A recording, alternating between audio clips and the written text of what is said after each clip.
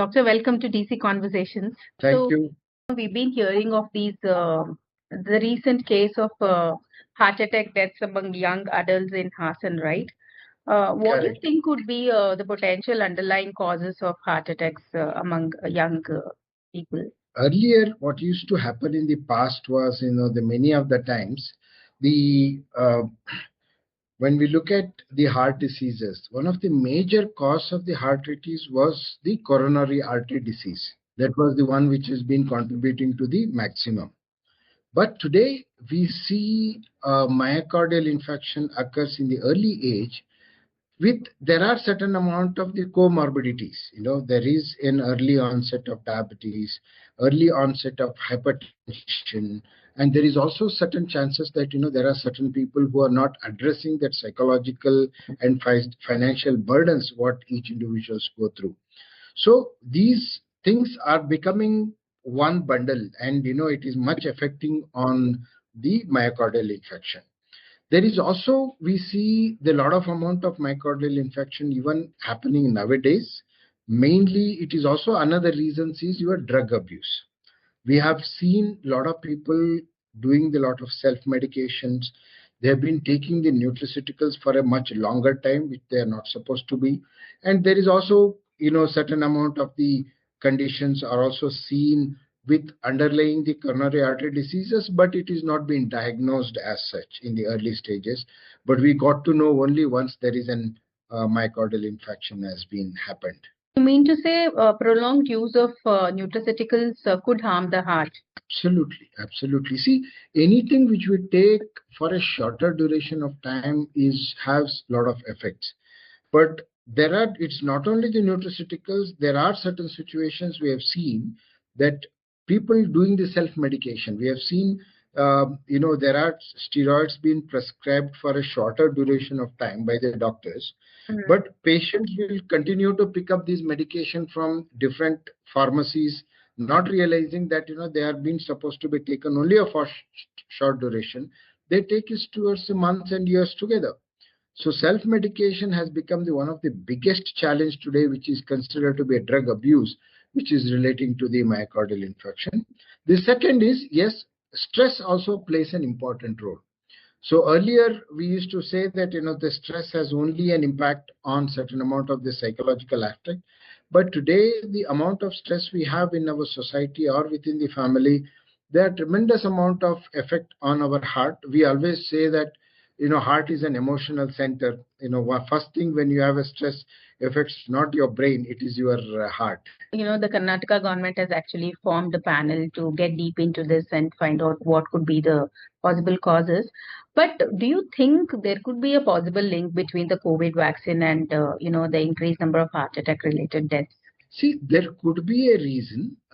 What happens is, when your body is exposed to a certain amount of a major stress, when COVID was one of the shocking thing what we have seen in our day-to-day life now.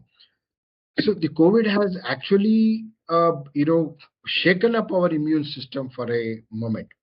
Now, this post-COVID, there are certain amount of the diseases. See, many of the death happened during the COVID time is not because of the COVID. It was because of the comorbidity. Somebody had an heart attack, heart issue. Somebody has a diabetic which is unmanageable. So the COVID has aggravated the condition. Now, similarly, in these people, this current period of time, I think blaming the COVID is too much. COVID may not be the main cause, but it could be one of the reasons where these conditions would have been aggravated. Talking about stress, how do you think stress management techniques can reduce the risk of heart attacks? See, currently, what is most important for us to look at it, and is the management of the stresses. When you look at it, there are many reasons for it. So we look at it, the lifestyle today, what we are living in the world, we call it as we are living in the world of lifestyle related diseases. Yeah. Now, lifestyle related diseases requires lifestyle medicine. No point in taking any kind of medications or whatever it is. You need to address your lifestyle. Now, when you come back to when you talk about the lifestyle today, so earlier stages, people had good amount of resilience. Today, what we believe in naturopathy is when your body is under a stress response, your body's innate ability to heal itself is switched off. So when you shift your body from a stress response to relaxation response, your body's innate ability to heal itself is switched on. Moving the body from a stress response to relaxation response plays a very, very, very important role. We don't realize. And second thing is, when we look at the stress today, human beings are going through minimum amount of 60 to 70 stress response in a day. So what is important is, when we look at these stress response, if you don't address it at any given point of time, though stress is going to be another major issue for us to look at it at this point of time. So what we normally say in Kshemavana is, attending one sessions of yoga and relaxation techniques is not going to benefit you. What is most important is, how do we see that you practice certain amount of a relaxation techniques many times throughout the day will play a very important role in reversing this stress response. As I said, if you have a 70 response, if you can do about 5 to 10 times a day, a small 5 to 10 minutes of relaxation techniques. It could be a deep relaxation techniques, or it could be a progressive muscular relaxation. It could be a guided visualization. It could be a deep breathing. It could be any kind of the visualization technique. So if you can incorporate that in a day-to-day life, you can bring a huge amount of change in managing these stress-induced heart attacks. And what about diet? What role do you think diet can play in maintaining heart health? When it comes to the lifestyle related diseases, the lifestyle and diet are two sides of a same coin.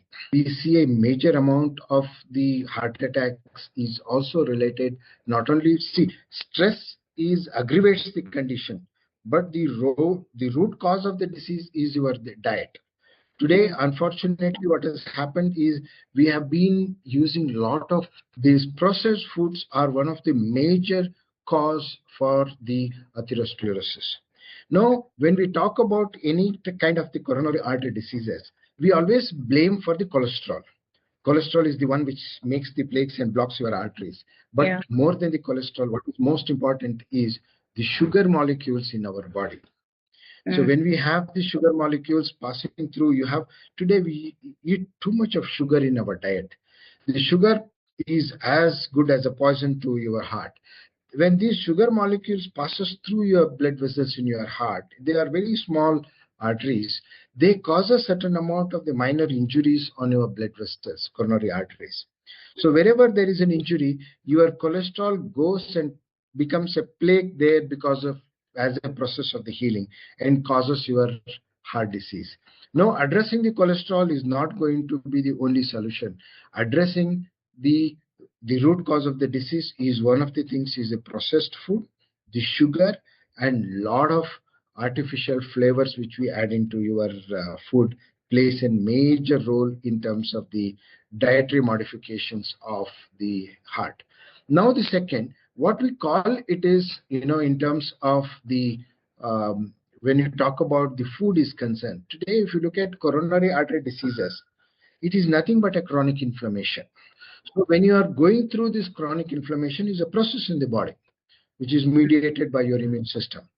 Now, when we take the sugar and the grains, the rice, wheat, millets, these are all considered to be pro-inflammatory in terms of the diet. So these things increases your chronic inflammation. So what we do in Kshemavana is, whenever we have a condition, we withdraw these foods for a shorter momentary duration of time. The withdrawal of pro-inflammatory food like rice, wheat, and millets and sugars, and we replace the food with anti-inflammatory food, which is going to play a huge amount of role in bringing down your chronic inflammation. We have seen when we withdraw the grains from your diet, we always see that one of the first inflammatory markers is called ESR, which comes down about 7 to 10 days. When you continue the grain-free diet, the another inflammatory markers, we call it as a C-reactive protein. It comes down by about 10 to 15 days. From 30 to 40 days, if you continue with your anti-inflammatory diet, which is withdrawal of the grains, your another marker, which is called as the serum ferritin level, this comes down. That means this food is actually acting on your body. The second thing is adding certain amount of the herbs also plays an important role, like Arjuna, Ashwagandha also has in a good amount of, we don't call it as a medicine as such, but no, they can be supplemented in your diet, can able to bring a major amount of the heart attack. And the last but least is most of the processed food what we are eating today are all junk. Artificial flavors, the sugars, the Coke has a lot of the chemicals in that, those aerated drinks. We are habituated to drink more aerated drinks rather than the natural fruit. We use lemon, fresh lemon to wash our hand, but we use artificial lemon to make a lemon juice. That is the situation what we are going through, unfortunately, at this point of time in our society. If we have stopped the rice for a temporary phase, period, and then, your parameters are quite fine. And then if a person goes back to the, inflammatory causing foods, then do you think, it will come back, or it will the process has slowed down because the person has stopped? See, what we normally recommend is you need to withdraw the grains for a shorter duration of time till you reverse your health conditions. Once your health condition is reversed, what we wanted to do is we wanted to reintroduce the grains on a daily basis. But your grain should not exceed the 20% of your meal. So rest of the 80% should be of fruits, vegetables, pulses and other proteins what is required. Yeah. So it need to be a balanced food. So when you look at our ancient civilization, human beings never used to eat grains in the past. The olden days, they used to eat fruits and vegetables in the early civilization. Later, human beings become hunter-gatherer. We started killing the animals and we used to eat meat. Even then, there was no grains in our food. It is a mix of fruits, vegetables, and the meat. But when human beings started living in a village as a community, that is the time they started reintroducing the grains. The grains become a commodity to exchange over a period of time. And we also become lazy because once you grow the grains, you'll be able to store it for a longer duration of time. So in that reason, we see that many of the times, grains overtook fruits and vegetables, and all lifestyle related diseases started when we are eating the grains. Now our ancestors, our great grandfathers, they have been eating the grains for a long time, but they never had a stress in those days. So your grandmother's food cannot be your food because your grandmother's stress is not your stress. Your stress is different. So your food also has to change based on your stress levels, what you are going through at this point of time. And also considering, even youngsters are being affected by this issue, what age do you recommend that, people get their health screening done for heart-related risks? And also, what kind of screenings are essential, doctor? See, to be very frank with you, screening will not going to benefit anyhow. We think it is the screening we always consider it is a more of a preventive process. But what is more important is our lifestyle. So, currently when the adults go through that 18 to 25 years of age, they go through a lot of hormonal changes in their body. It is very important that you make sure that during that time you lead a healthy life. We all have different cycles of our health. We are kids, then becomes youngsters, then you become an adult, then you become your mid-age, then you slowly start gracefully you age to 40, 50. So during the time of these evolution of these every decades of change in our lifestyle, your food habit also has to change. Your lifestyle has to change because there are certain amount of the hormonal changes which are happening in our body. It is healthy to do a screening. There is nothing wrong in that. The screening can be done in every 5 to 6 years of our time, and there is nothing wrong in that.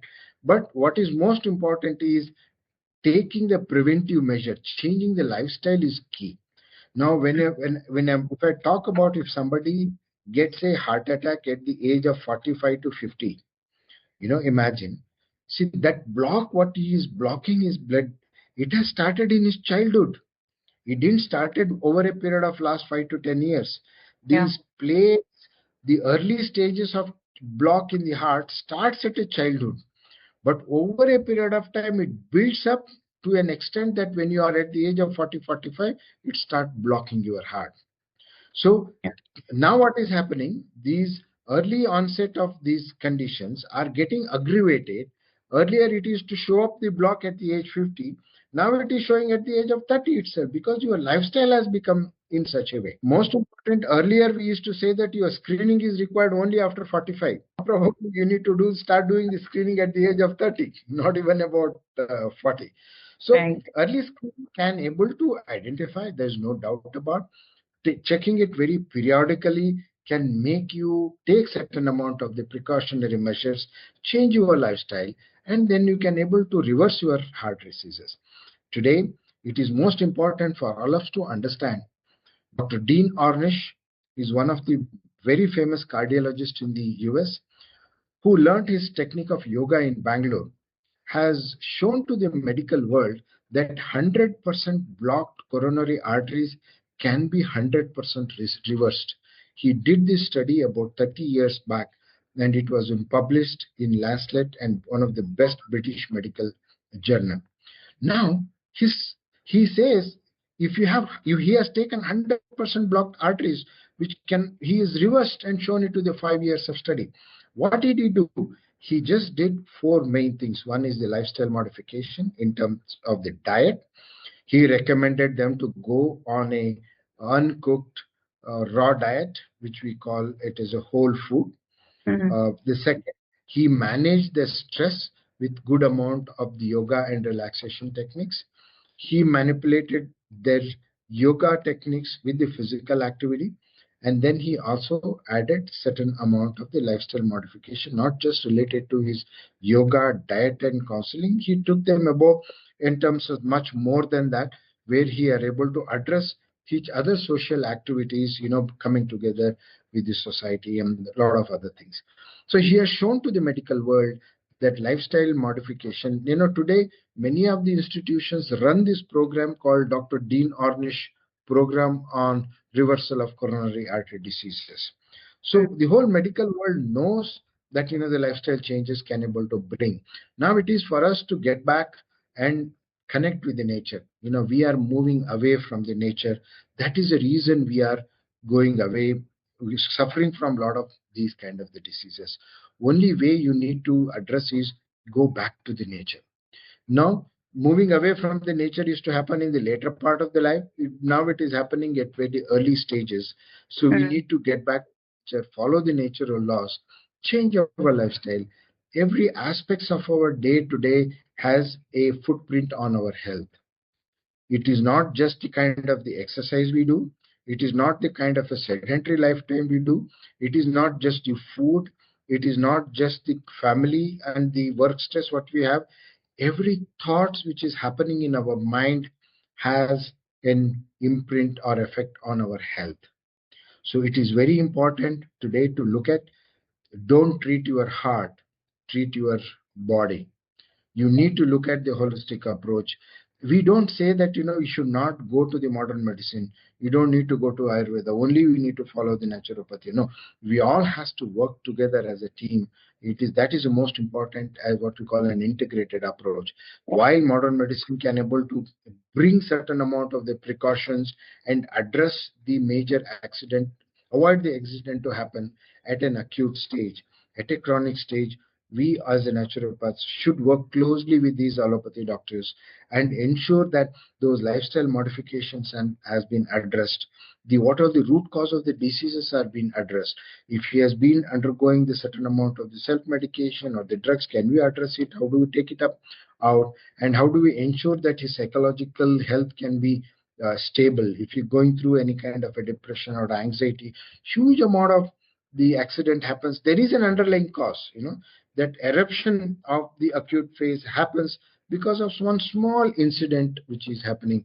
So how do we build a resilience within us and managing the stress? Again, we think that practicing an hour of yoga can able to bring you the whole complete stress management. No, you need to adopt. Yoga is all about how do you bring the balance in your lifestyle. Bringing a balance at work life balance is an yoga. Yeah. Having a mindful eating is an yoga.